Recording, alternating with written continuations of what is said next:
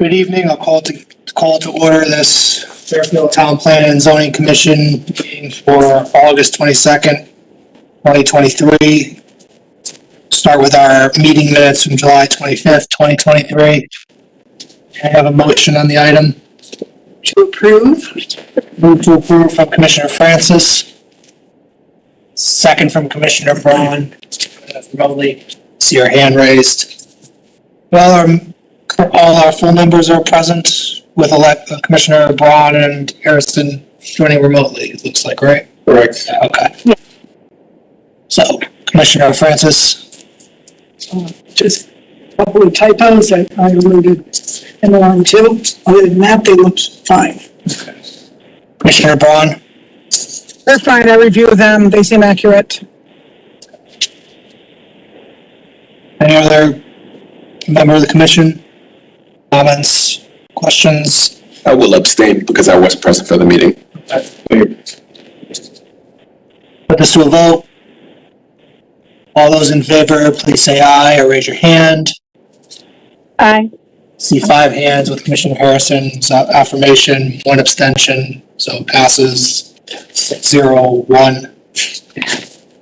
Next item is 2318 Mill Plain Road, review of preliminary subdivision plan for open space disposition. Mr. Went. Okay, Mr. Chairman, this is a preliminary review of a subdivision plan for recommendation as to the disposition of open space or payment in lieu of providing open space. The narrative that you received describes the proposed subdivision of a 3.72 acre parcel in the A zone into 10 lots. And one of the lots includes the existing dwelling on the property. Section 2.3 of the subdivision regulations requires that for subdivisions equaling or exceeding 4 acres or 5 or more lots, dedicate open space equal to 10% of the area of the parcel or pay and fee in lieu thereof.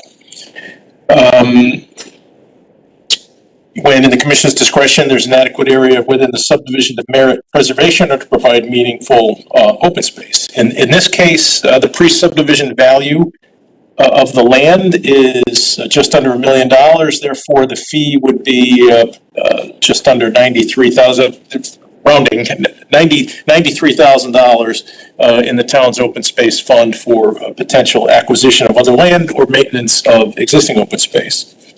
There were 2 maps shown. The narrative does indicate that there was a preliminary proposal to show a piece of open space that would be owned by an association of property owners within the subdivision. If open space is not provided, it does not result in any additional lots being created here. So there is a second map that shows a subdivision layout without open space that is the same lot yield. The lots, some of the lots get marginally bigger, but there's no increase in the number of lots in the absence of open space. The Conservation Commission and the Land Acquisition Commission have reviewed this proposal and both have recommended acceptance of the fee in lieu of payment. I know that we included the Conservation Commission email in the earlier, and I didn't have the Land Acquisition Commission email until this afternoon. It was emailed this afternoon, so you likely have not seen it. But we do have confirmation that both the Conservation Commission and the Land Acquisition Commission have both recommended the fee in lieu payment. This is non-binding.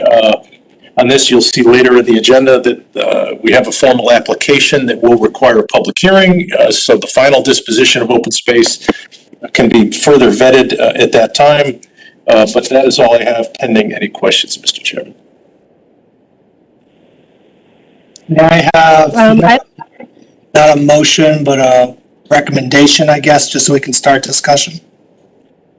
Since this is more of a straightforward one.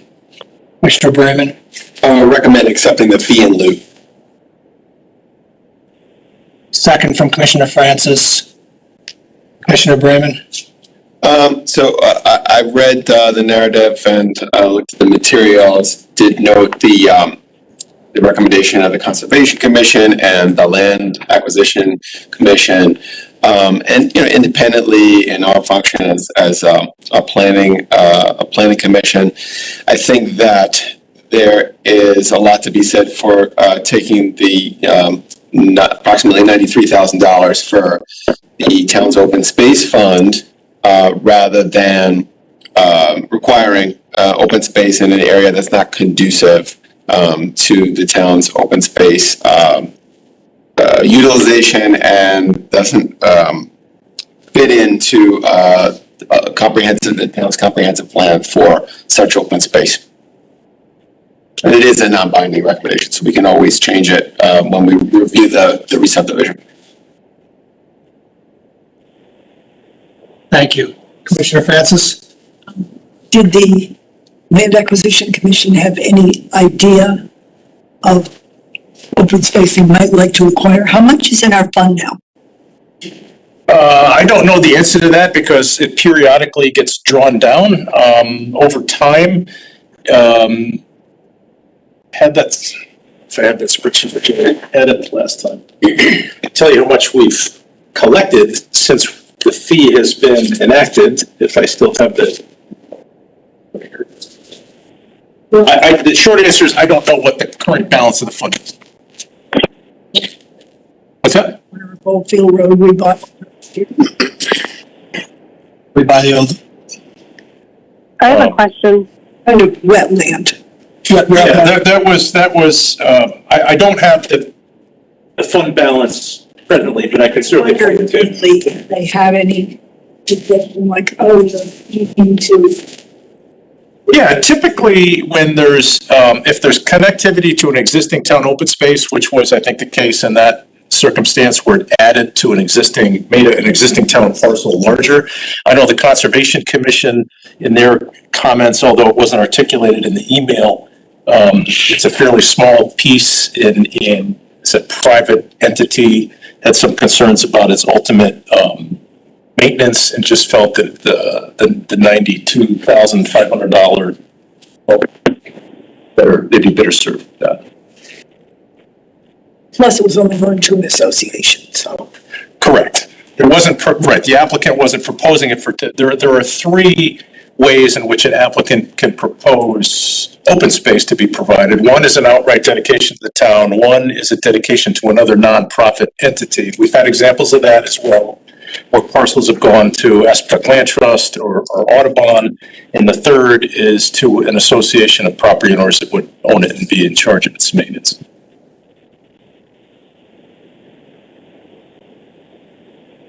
All set? Yes. Okay, that's fine. Commissioner Harrison, I know you're up. Yeah, thank you. Sorry, can't raise my hand. I had a question. How many acres a year are we acquiring for open space? Through the subdivision provision? No, it's not just in general. I was just curious. I have to. We don't know that yet. Yeah, I don't know the answer off the top of my head, but I could go back and get an average. I don't know that there's to see what the acquisitions the town has made over the last recent years and average that. I know our conservation director is always looking for opportunities. We've had some properties that come up looking at pieces that are in potential tax arrears for dedicate the property as open space and forgiveness of past taxes. But short answer to your question is I do not know, but we can find out. Okay, thank you. I mean, I would just be to the commission, and I would be more inclined to keep it as open space. Natural land is, well known as to be considered a scientific component when it comes to climate change. So I would rather see adopting it as open space. Thank you. Commissioner Levy and Commissioner Braun. Well, reviewing the plans, since there'd be no increase in the number of lots, either way, there's going to be 10 lots. Whether the property is dedicated as a defined open space or is just part of the open space of the whole development, it's roughly going to be the same. That's not built upon. So really, I don't see much benefit in designating it as open space within the subdivision, and I think in that case we'd be better off in accepting the payment of fee in lieu of, which could be used for acquiring better, more conducive for the town property. So you could build bigger houses a little bit, but your point's taken. Yeah. Commissioner Braun. Looking at the two plans, it looks as though, yes, the number of units is the same, but significantly more coverage and regrading and loss of forest land would take place without the open space. Can you just point us to the two plans? The one with the open space is the second one, I think. That shows, does it say conservation? I don't know what it says, but the part that looks like it's very steep on the right-hand side, is that the open space area? Yes. Okay. So What's being shown is the open space, right? yeah, where they chose to locate it, when I look at an aerial, well, it's across Stilson Road from Springer Glen Open Space Area, which I guess goes along, Brookside Drive down there, the river, Mill River. That's across Stilson Road, I understand. And it looks like there's some open space to the right of this property between the houses on Orchard Hill, Mill Plain, and Ross Hill. Or at least there's a woody area there. So I'm not sure that it's not connected to other open space, which does make it more valuable. But my other concern is it seems like because they're spreading out the lots and making them much bigger, they're both going to regrade that very steep hillside and eliminate whatever forest cover there is. I mean, those are some big old trees there, and it would be a shame, I think, to lose all of that. So I'm not sure I agree with not taking it. Also, where do we get the 92,000 from? I think you explained this on a prior meeting, Jim. Is that based on the town appraisal from like a couple of years ago, or how do we get that value? Yes, it's based on the tax assessor's valuation of the property. Now, clearly, it's 10 lots, an approved subdivision is worth more than $925,000. There's no argument here, but the regulation specifically says that it's the pre-subdivision value of the land. So excess land has, in an unapproved condition, has a lesser value than approved subdivision lot. So it's not the after approval value of the land, it's the pre-subdivision value of the land, which is appraised by the tax assessor presently at $925,000. And that's consistent, it's been consistently applied since this provision was adopted in the late 80s. So as a matter of practice, we use the town appraised value as opposed to the fair market value, which might have been done with an appraisal or with an arm's length purchase transaction. We use the town appraised value. Is that current, or could that be like a couple years old? It is probably 18 months old, but I don't know that there'd be a significant change there. But again, keep in mind, you're talking about the excess value of the land, not the value of an approved building lot. I understand that. Thank you.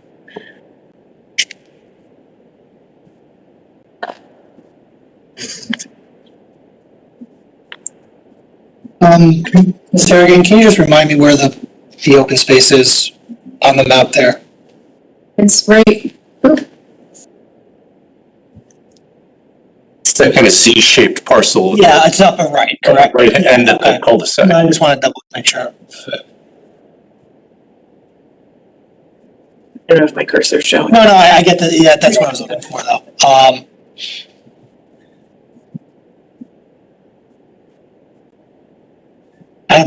To me, it's kind of de minimis both ways. I can go either way and not really bat an eye too much. It doesn't really, to me, affect the the subdivision. It's a way, it's not like open space that town would have access to, be owned by the association. I don't know if I don't remember, I think it's connected to other wooded areas, right, Mr. Wendt? There's adjacent rear yards there, and what they're actually showing there is a parcel that's much larger than required. I think that parcel, I can't read the number, I can read the number of what the 28,000. What's in terms of decibels or an acreage on it? No, it says 28,183 square feet for the open space. Yeah, but what's the adjacent to it looking at the plan on the right there? I'm not sure what. That's a private That's private property. private home lot? I mean, is it wooded or is it just like a private lot? It's a lot that's larger than the minimum lot size in the zone, but I believe that's a rear lot off of the street above. Okay, fair enough. Off Orchard Hill. And But I will say that, just, again, the applicant is in the room that will ultimately be making the formal presentation for the overall subdivision at a subsequent meeting. So all of the comments that have been forthcoming thus far, I'm sure they'll have an opportunity to address, and you can have a further dialogue at that point. yeah, no, I see that we have Preliminary recommendation. be moving for a public hearing on this item later. I mean, I guess if it's a tie, I would follow the recommendations of the other two boards. Commissioner Braun, then Levy. Yeah, it seems like a lot of times we're accepting the fee in lieu of open space, and I do worry. And I know that we track open space that's managed by the Conservation Commission. There's 1,100 acres, but this would not be added to that unless it became town-owned, correct? And then it would be managed by the Conservation Commission or Conservation Department. But if it's homeowners association, then it would not be added to that acreage, right? But is there a way of tracking, so if you could confirm that, but is there a way of tracking all these little parcels that we have accepted as open space in the subdivision? How would we do that? Is it listed anywhere? It is, and I apologize for not including it in your documentation. We have a spreadsheet that has all of that. The history of all of the fees, what the amount of the fees are, how many of those, the fees that have been assessed, how much has been collected to date, and the amount of open space that's been accepted or provided as a result of this requirement. It's a mix of town open space, private open space, and association open space, and it'll show you to see how this compares on as far as the fee goes. But we have all that information. Thank you. Commissioner Levy. Yeah, just one question. Is there anything in our regulations that would preclude the either the current owner or the homeowners association, either before or after dedication as open space, from altering the current condition? I mean, could it be clear cut and can still be retained as open space? Is there any restriction on the development of it? There is in the terms of the open space. It's to be left in its natural state. It's not, unless there's a specific provision for, a recreational facility or like a neighborhood playground or something to be established. The intent, and there is language in the subdivision regulations to have that kept in its natural. Thank you.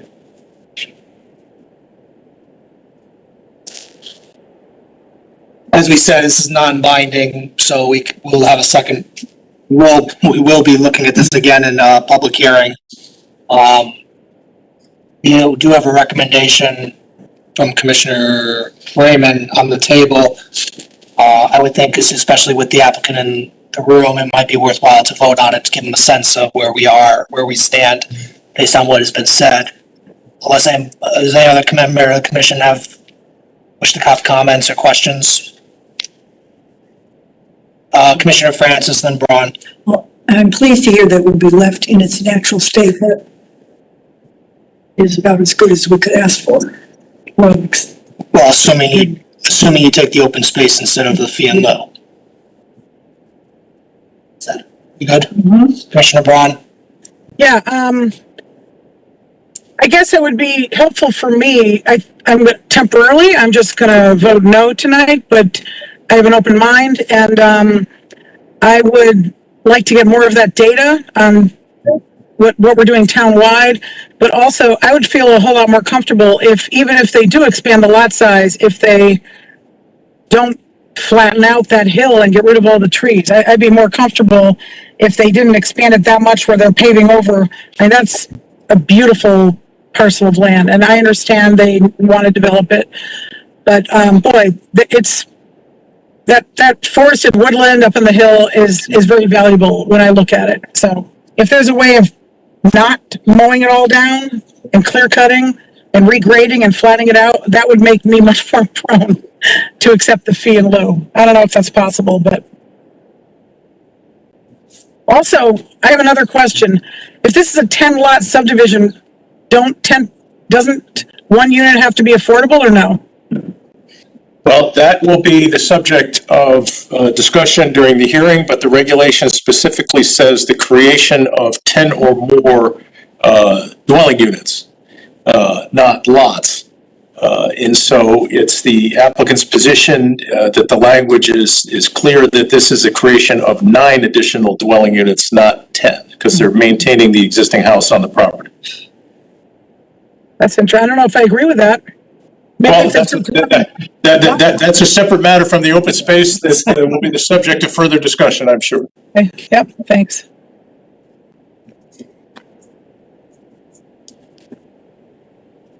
Put this to a vote. On the table is the recommendation to take the fee in lieu of. All those in favor, please say aye or raise your hand. See 5 hands, all opposed. See 2 hands, so 5-2 in that respect, in this non-binding recommendation. Okay. All right. Next item is our POCD zoning regulation. Okay, Mr. Chairman, as I articulated in an email yesterday, want to keep this on the agenda going forward to provide room for discussion, but I wanted to update you where we're at. You've all received the document by electronic referral, and we gave you a hard copy. It's been subject of First Select Women's newsletter. It's been posted on the website, and we're asking other town boards and commissions and agencies that we've conferred with in the production of this document for their comments. The overall goal is for a public hearing in early October with hopeful adoption by this commission in November. We have some time to make some changes. The time is now, so my challenge or charge, I suppose, to the commission, you've had the document now for 3 weeks. There shouldn't be really anything in here that's a surprise to anybody, I hope. We've been kind of working collaboratively along the line, so hopefully the structure and recommendations in this document are not new to you. So what we're asking for is some feedback. We would like to, if there are issues of concern or questions that you want to raise and discuss, that's what we're asking for. I did provide one example, at least, that I thought was a good example of feedback from a member happens to be a member of the Affordable Housing Committee that kind of listed some things in his view that he would like further consideration on, which I think is appropriate. What we're asking for you to do is likewise, is to kind of high level review of the overall document where there's areas of concern. If you have any, we'd like to flesh the opportunity. We've got over a month. We'd like the opportunity to flesh out those issues amongst the commission and talk those through and see if we can reach consensus on any changes that anybody wants to recommend before we get to the public hearing process, or a point where you guys are collectively comfortable with the document before we go. I mean, it's been released to the public for their comment, but before we go to public hearing, like to get your feedback. So it's been some time. This is a document that should be familiar to you. So for the next 7 to 10 days, if you can provide us your feedback, we can then have the basis to have some more focused conversations with you as a commission, is to see where where are the issues that we need to talk about to make potential revisions or additions to the document before we get to the public hearing. So that's really what I wanted to talk about tonight. So hopefully you've had a chance to at least initially peruse the document. I know we're here in a beautiful summer evening in August. I know that may not be on everybody's number one priority list, but hopefully you've had a chance to look at it. So we're asking you in the next couple of weeks, hopefully prior to the next meeting, if you could. Our next meeting is 3 weeks from tonight. The sooner the better, but certainly no later than that date would be helpful, so we can then have the basis to have some more targeted conversations with the commission, so we can move forward with the public. So that Unless there's any questions, that is really kind of the message I wanted to convey this evening. Commissioner Harrison. Yeah, thank you. I have a question. Now, we need to do a new POC according to regulations every 10 years. And so the last one was adopted, 2017? Is that right? Correct. Okay, so so I guess I'm a little confused on this November timeline. To me, it seems like an artificial timeline. This is a very important legal document, and I don't like to put artificial timelines on something that we spent 3 to 4 years developing. And I'd like us to take our time. I don't see the rush if we have additional years to adopt it. So can you just elaborate more on why we need to adopt this in November, or why you're saying that we do? Well, again, that's entirely up to the commission. But I will say the 2017 document was not a complete rewrite. It was a revision, an updated revision. This is the first we've done in quite some time. We started this process in 2018, paused for COVID. So I don't know that I wouldn't describe that as any kind of rush. But the fact of the matter is we've been working with you all since directly, more intensely since after COVID, since June of last year to get the document to this point. And the fact of the matter is 7 out of 10 seats on this board are up for election. So while that the outcome is going to be the outcome and those chips will fall where they may, just from a consistency point of view of the folks that have been with us from the get-go in formulating these recommendations, but the timing is ultimately up to this commission. We've got a series of the second document is the kind of the reformatting of the zoning regulations that we've talked about. That it don't substantively change the regulations. They kind of repackage them in a more best practice, user-friendly document. We do have a phase 2 of that process that we have budgeted for this commission to make some more substantive changes to the regulations that are proposed in this initial draft. And those are going to be dependent on whatever recommendations ultimately come out of the POCD process. So, it's while the commission needs to be comfortable with the timing of your ultimate adoption of either of these documents. We have a consulting team on board, and we don't have an unlimited budget, but I would hope that the document as it stands is not a surprise to anybody, as we've been collaboratively working on this for quite a while.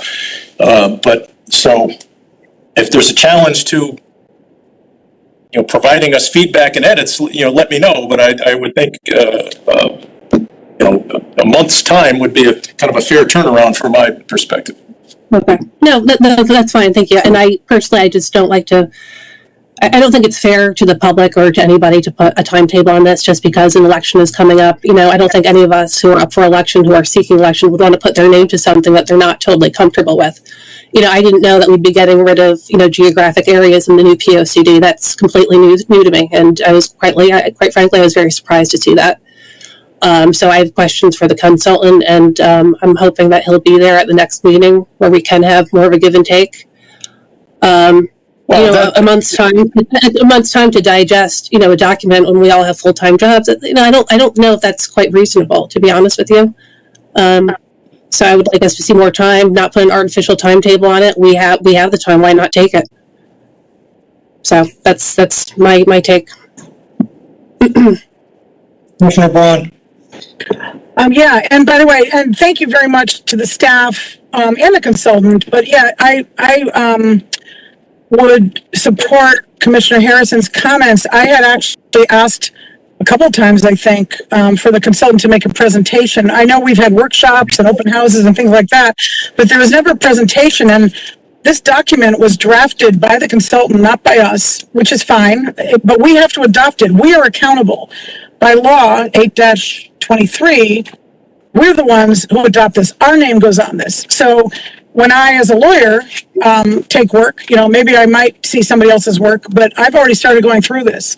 I've slogged through the first, 10 pages. I'm almost rewriting the whole thing. And I started thinking, why am I doing this? Can we have the consultant come in and we can do some Q&A and figure it out? Because this thing is fundamentally different from the one from I have the one 2016 in front of us. And that was more like, it just seemed like more of a serious document. This one, for example, should say, but doesn't say what a POCD is and what the statutory mandate is that we create one. The old POCDs have that. This one doesn't. It just sort of describes it in very casual terms. I started editing that, and I basically copied a lot of the language from the old POCD into this one, so we know why we're doing this. Well, the state law requires it. Our charter says we're the ones that do it. Our names go on. In fact, the new draft POCD does not even have our names. It only has the consultant's name. The old POCD has all the members of the staff that worked on it and all the members of the commission that worked on it. That's just page one. Going through the pages, I have so many questions, so many concerns. I'm concerned about a lot of the language in it that seems to be very, very specific about how we must change our zoning regulations. And Jim and I talked about that a little bit earlier today. I think that's too specific for a planning document. It's hard enough that we're dealing with laws that are continually being changed to take away our authority and our ability to regulate the land use in our town. But I think I hesitate to put it in the plan of conservation and development to tie our hands further. Why are we tying our own hands? That it should be a broad guideline of where we want to go without saying we're going to now do this to this regulation and that to that zone. Too specific for me. So I got many issues and concerns. The language in it, I think, seems to track some of the language in these bills that they're pushing in Hartford all the time. I have concerns about that. And they might be able to answer it and answer all my concerns. But I think for something this important, that's a 10-year plan that we've been working on for the last, almost since the last time we came up with it, I don't see any need to rush it through 3 years early. I'd like to be able to vote while I'm on this commission. I'm up for re-election, but I'd rather have my questions answered and have it something that I can put my name on rather than have it done before my term ends. So I really want this consultant. How much? I think we used ARPA funds. I think it was quite a bit of money. I think they certainly should present it to us once. The first time we saw it was when the first time the public saw it. And again, this is us. We're drafting this. Even though we hired them to help us, we really need to have an understanding of why it's written the way it's written, why it covers the things that are covered. There was back and forth, but nothing about how this thing was going to play out. The specific language, the sections, the data that's used, the guidelines, the specificity, all of that, I have a lot of questions about. And I would really like to have them come in next time. Well, we can certainly respond to any questions you have, but we need to know what those questions are. That is really the root of what I'm getting at here. We've had, there's a lot to unpack here. Of course, your names aren't on it yet. It's not an adopted document. I'm not attempting to pose any artificial timeline on this commission, but these recommendations that were presented in an open house in April are the same as what are in this document. And the purpose of that meeting was everything that's in this document is responsive to public engagement and recommendations that we've heard from the public in the past work leading up to this point. So, this wasn't invented out of whole cloth. It came from public engagement and feedback that we rolled out back in April, where the folks that were there had a chance to provide feedback on what they thought, and by and large, the targeted strategic recommendations here were largely supported. So most of you were at that meeting, so that's why I say that this structure of this document should not be a surprise to anybody. We've talked about the goals going forward. We met at joint meetings with the Affordable Housing Committee to talk about housing strategy. We had a joint meeting with the Flood and Erosion Control Board to talk about resilience strategy. So those things were specifically discussed and suggested months and months ago. So this is not, like I said, it shouldn't be new. And I understand you're the commission. This is your document. You're absolutely correct that you should all be comfortable with this document before its adoption. No argument here. I'm just merely suggesting a timeline, and in order for us to start constructive dialogue and to answer questions, we need to know what those questions and concerns are. We don't necessarily need the consultant with us at that point. We can have access to them as need be, but I think what we're looking for is kind of high-level review and feedback. We can, and then start from there, and then we can boil it down to more specific issues. But we weren't asking you to completely edit and rewrite the document. If you've got questions or concerns, let's get them on the table so we can have a dialogue about it. So it's hard for us to address that until we know what those issues are. So that's a lot. I'm not sure what more really needs to be said at this point, because we're not here to really discuss the specifics. May I just say one more thing, though? Harrison. Thank you, sorry, and no, and that's all fair. Look, I create documents for my work, my job all the time, and they usually go through a lot of edits, and I work with people. I present what I wrote, and there's feedback. And I think it's just fair to Commissioner Braun's point is to have the commissioner, or to have the consultant in the room to answer those questions. We've hired him. We're his client. I don't understand why there's a little push on having him there to answer the questions. Why he arrived at different things in the POCP, because it is fundamentally different from what we've had before. I think that's only fair.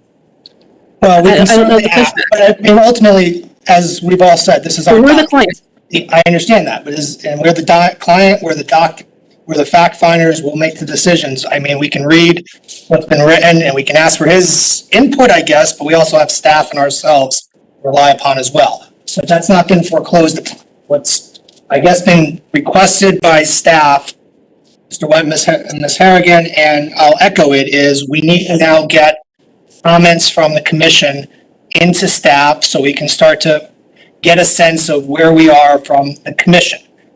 What I think we don't want is, when it comes time for public comment, for us not to have had substantive conversations as a commission beforehand. So the idea now is, we've had it, I think, for a decent amount of time. I don't think we need to be sending in red lines to staff, though frankly, if you have them, you want to submit them, I'm not going to stop you. But I think the point is, give us the commission should be giving high-level comments, kind of like how the gentleman from the Affordable Housing Committee did. Number 1, section 2, I don't think this is good. Number 3, this should be up higher in priorities. Number 4, and we can go through it that way to distill it down to where we are with these various things. But I think right now, and I do agree with this tact, is let's get comments into the staff before the next meeting, preferably 10 days to 2 weeks. I think is probably going to be a good time frame. It does not and will not be your first and only chance to do it. You can certainly do it as much as you'd like, and just like in every other hearing, things develop.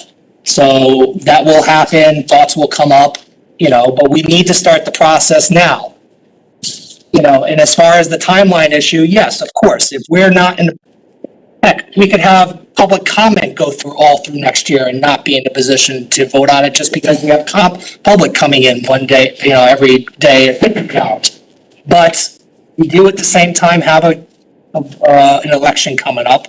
So it's not arbitrary to note that fact and realize we have commissioners that have been dealing with this for years now, and that if we're in a position, and if we are in a position to vote on it, we should make that attempt. Because otherwise, we run the potential of having a new commissioner come on board to have to deal with this. And I'm not sure it's fair to that commissioner or the public to have that new commissioner have to come up to speed when we have a commissioner who either doesn't run or loses, who is in a position to potentially do it. I don't think it's an arbitrary deadline to keep that in the back of our minds to see if it can be met. If it can't be met, so be it. We have the time. It's, it's not the worst thing in the world, but, we should try.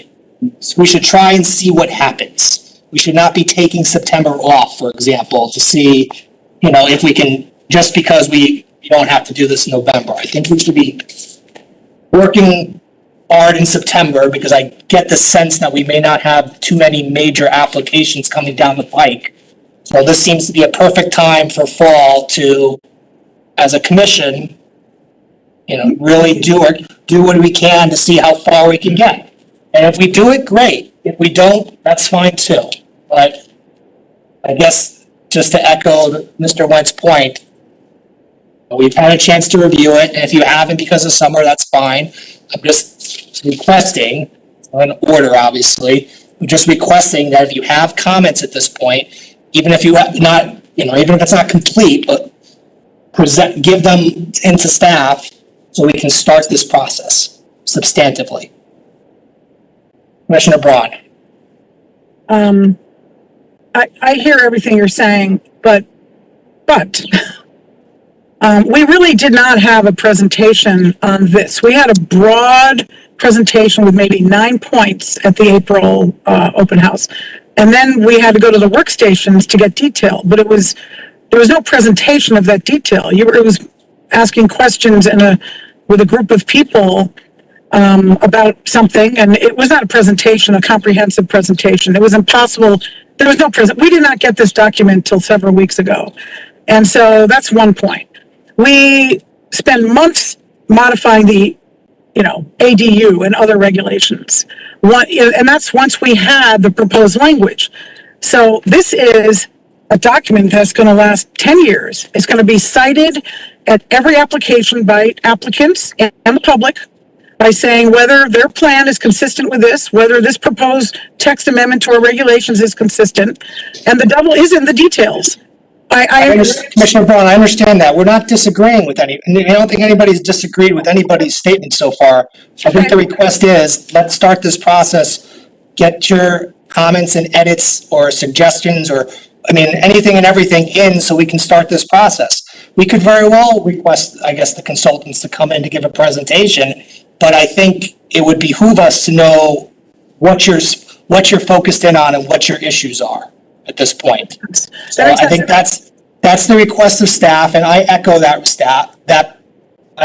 request. I think that's the procedure we're going to take at this point. So if that can be done, I don't think anybody's disagreeing with what anybody's said so far. So that's what we just would like is we'll keep this as a placeholder so we have the opportunity to discuss them.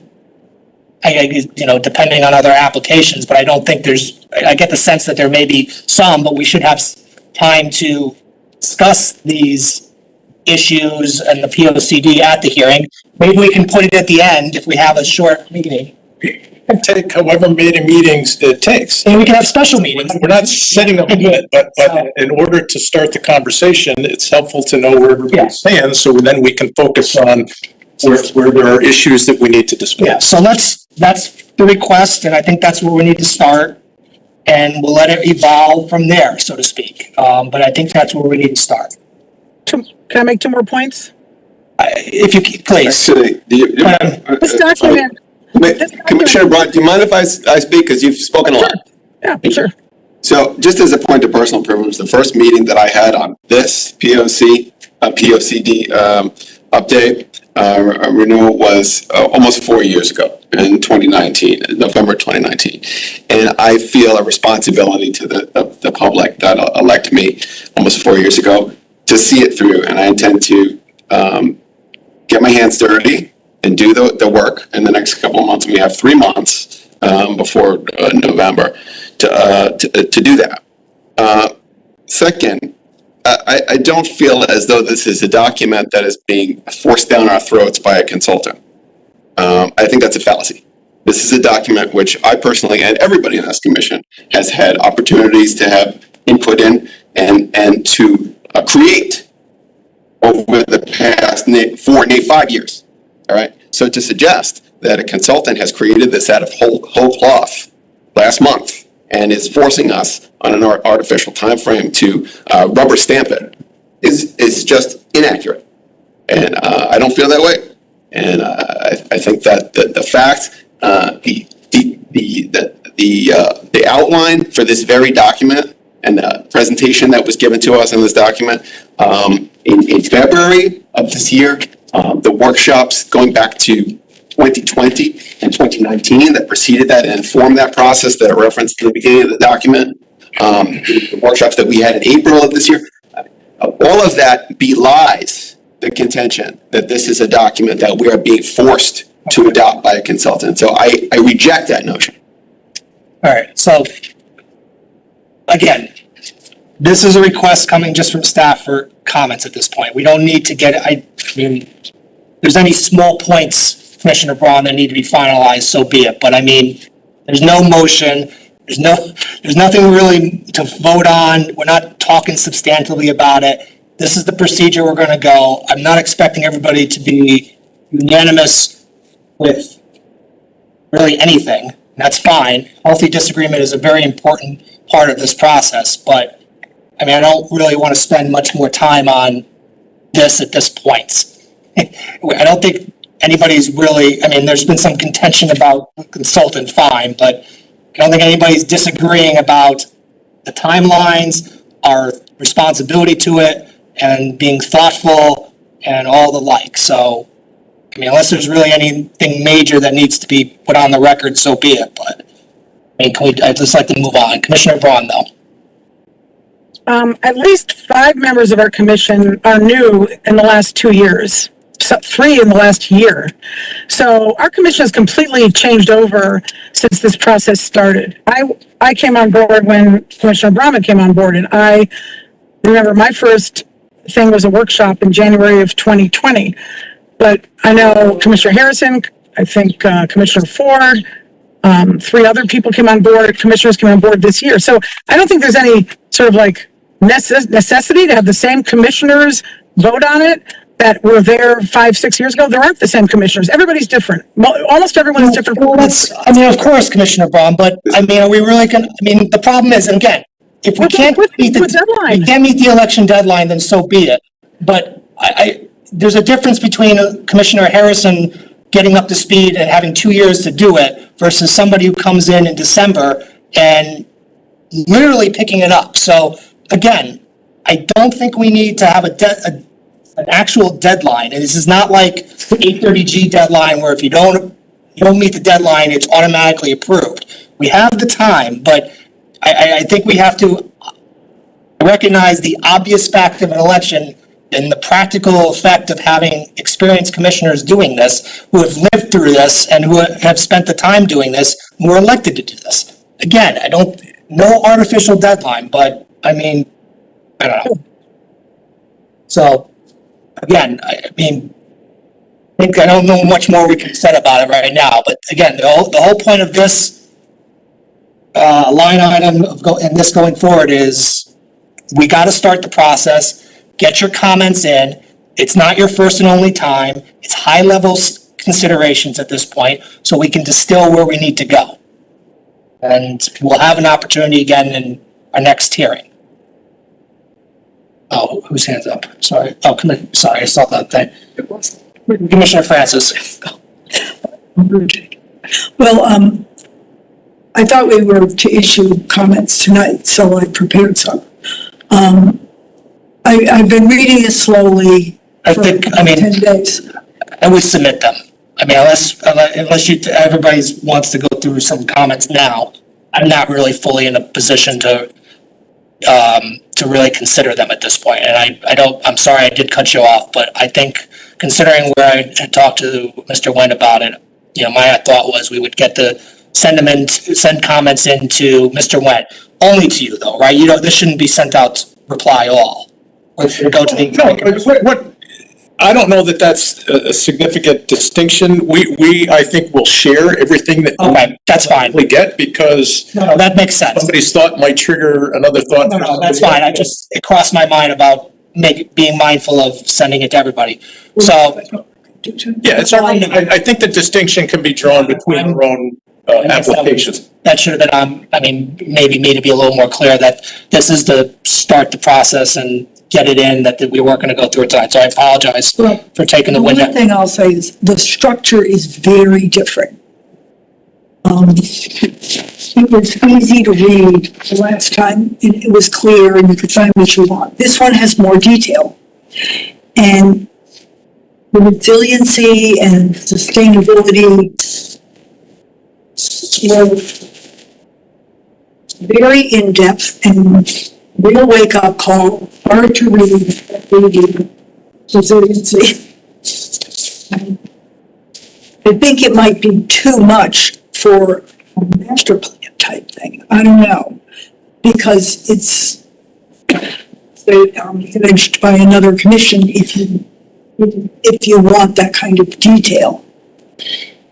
And the structure, No, and Commissioner Braun made a similar point, and, it does read differently, and there's nothing wrong with cutting either. That's part of the edits, so. Happy to respond to those concerns or questions once we have them, and we're happy to begin that conversation. I will say, with respect to the planning areas that were in the prior plans, there is acknowledgement of those neighborhood characteristics in the community that's home to all section on page 29.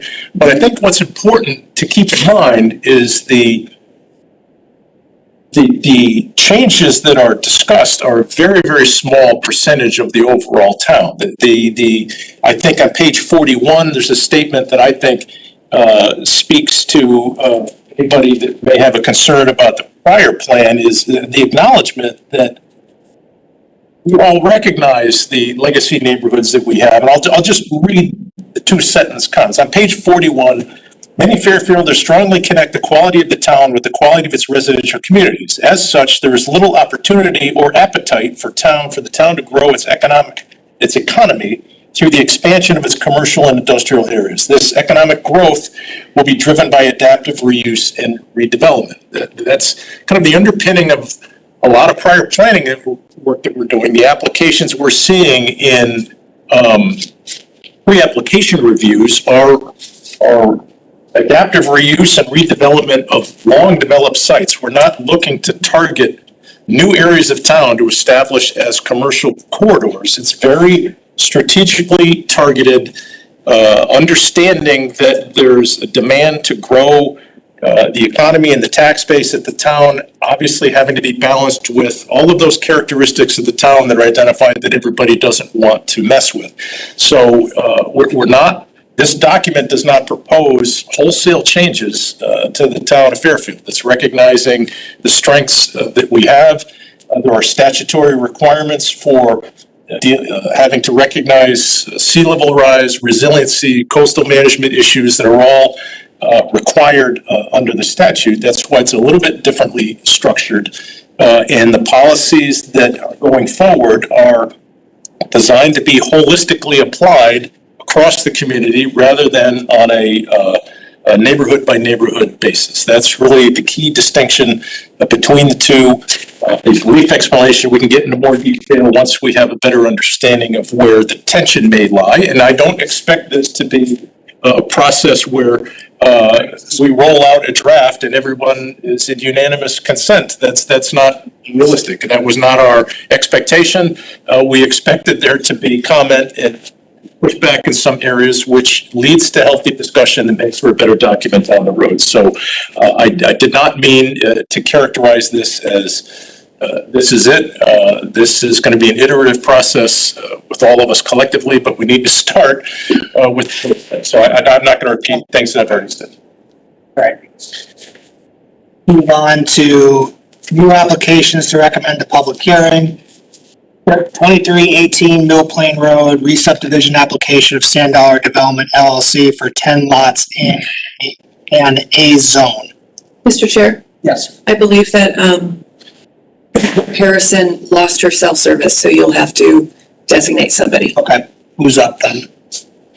Well, both Mr. Collins and Mr. Crissillo participated last time, so you can take your pick. So Well, I mean, who's up, do we have a list of who kind of goes up? They both met, well, yes, it would be Janine, but she's not here. They both served last time, so it's a toss-up. Flip a coin. Does anybody matter?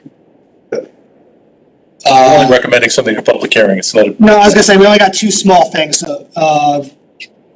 Commissioner Collins, you had a substantive one last time, I think, right? So why don't we stick with you? So anytime a substantive one comes up, Commissioner Corsillo could jump in on that.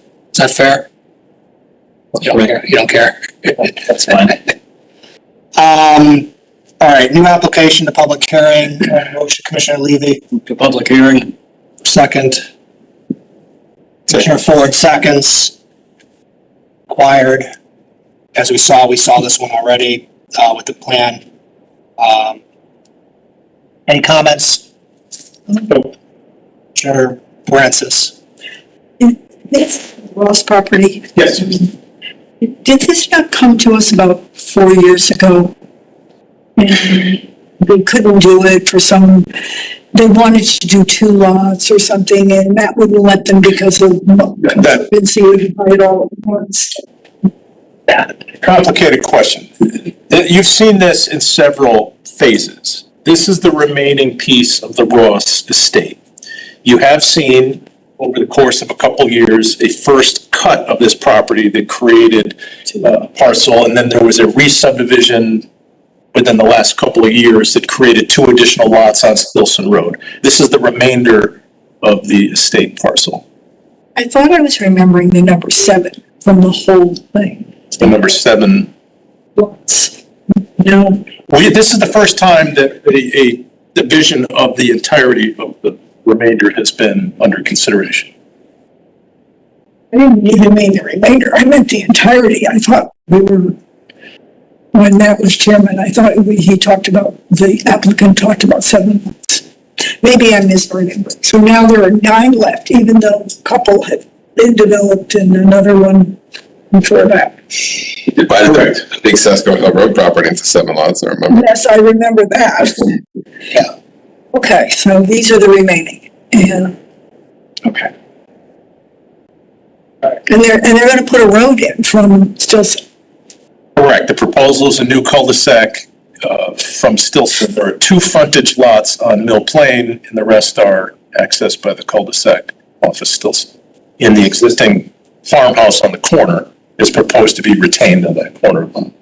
And in addition to that, there are gonna be 2 more on Mill Plain? I thought the late Mrs. Ross was one of them, no? Correct. I don't know if you can pull the map up again, but there are 2 lots between the old Ross house and the next, I don't know the street number on Mill Plain, but. Okay, so there are 2 plus hers. Ferguson, I think is the road. You can see on the corner, the outline of the existing house, and there's 2 lots adjacent to it. Oh, I see their argument then for They the get to back out on Mill Plain Road, huh? I hope they're Yeah. going to shoot driveways. Yeah, I anticipate that. Yeah, that road is kind of tough. Stilson's tough. Well, it's especially challenging now until Duck Farm Road's open again. Oh my God, when's that happening? Jeez. September, Yeah, next year. allegedly this year. I know, I'm joking. Thank you, Meg, that's good to know. All right, good for a vote. Move to public hearing. All those in favor, please say aye or raise your hand. Was it you? I think it was you or you. Passes unanimously. I think I saw Commissioner Braun's hand. Public hearing, only item 855 Stilson Road, request of Eric De Laurentiis for 100% release of a $23,727.50 bond pertaining to subdivisions in an A zone. Mr. Chairman, Mr. De Laurentiis is not present this evening. I'll leave it to you as to how you wish to proceed. This is the second half of a bond, half of which was released at our last meeting. The second half requires a public hearing. We did notify the 2 owners of the lots that were built in case they had any issues that they wanted to raise. We haven't heard any. Mr. De Laurentiis isn't here, so I don't know if you want to carry this over. Is there not like any kind of, I mean, engineering saying that it's. We do, we have an engineering report that you saw last time that they Yeah, were that's what I thought. satisfied for 100% release. We did notify the owners of those lots. We're not aware of any issues. The engineer. Yeah, I mean, Contrary evidence. no, I mean, we have the email from the engineering department. Normally, the applicant comes up and requests 100% release because of it's done and we have the proof for it. Correct. That's normally sufficient. I don't feel the need, unless any member of the commission feels the need to have him or some representative come and ask, literally state 2 sentences. Yeah, I think that's fair. The intent really is to give the public an opportunity that they feel that we missed something to have that say. And I see no member of the public that we will ask in a second. Commissioner Braun. I was just gonna ask that question. The reason for the public hearing is if somebody opposed it. I would assume if somebody opposed it, they would have said so. This is the one across from Osborne Hill, right? Correct. Yeah, yeah. The engineering department said they complied, so I'm okay with it. Yeah, and we sent a direct mail notice to those 2 new homeowners of this proceeding, so. Yeah, I'll take his request and the email from the engineering as part of his initial hearing, close the initial hearing because he's not here. I'll ask, there's certainly nobody in the room, so I'll ask remotely. Is there any member of the public that wish to be heard on 855 Stilson Road application? Is there anybody actually on besides Commissioner Braun? There's a few call-in users, Okay. but nobody is indicating. Okay. Anybody who's joining us by phone, if you wish to be heard on 855 Stilson Road, please press *6 to unmute yourself and identify yourself, please. Commissioner Harrison's link's back on, but it's okay. Commissioner Harrison, if you're on, we're at the public hearing and about to close. I don't think she's on. She texted me. She did. That's why Any member, Josephine's one of the call-in users. any member of the public wish to be heard on 855 Stilson Road? Please press *6 to unmute yourself. Oh, she's been on for the last 20 minutes, she says. Commissioner Harrison, sorry. Couldn't. Hearing nobody, I'll close the public comment portion of the application. Applicant's not here for rebuttal. Close the hearing on 855 Stilson Road. It's the last item of the agenda, so I'll close the meeting. Thank you, everyone.